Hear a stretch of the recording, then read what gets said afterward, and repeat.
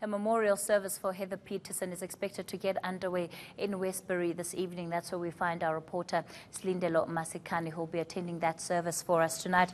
Sli, good evening. This memorial service obviously comes at a time where the tensions in that community are heightened, and I expect that much of that emotion will also be in full display tonight as this community bids farewell to Heather Petersen. Yes, certainly, Kathy. Today we do expect that memorial service to get underway at around 7 p.m. tonight. The family, of course, will be there. Heather Petersen, who was 45 years old, was gunned down last week during an alleged gang shootout. It seems she was caught in between that crossfire and was hit by a stray bullet.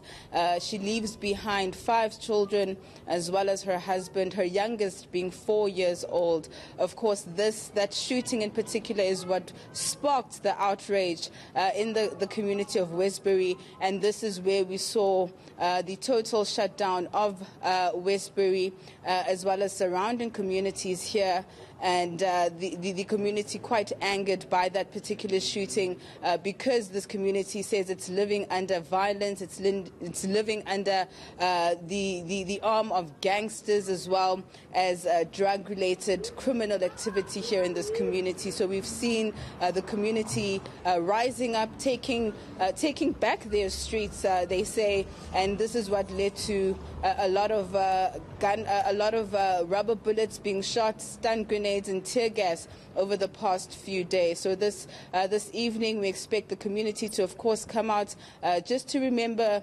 Heather Petersen, as well as speak about some of the issues that they face here in Westbury. And Sli, what has been the impact of her death, specifically on her family? Her children that have now had to suffer this trauma. And, we've heard from the widower, her husband, a lot. But what have her children had to say? I've spoken to the children off camera. They really aren't keen to speak on camera. As you can imagine, the shock, the pain of having to deal with losing their mother. They only lost their mother just last week.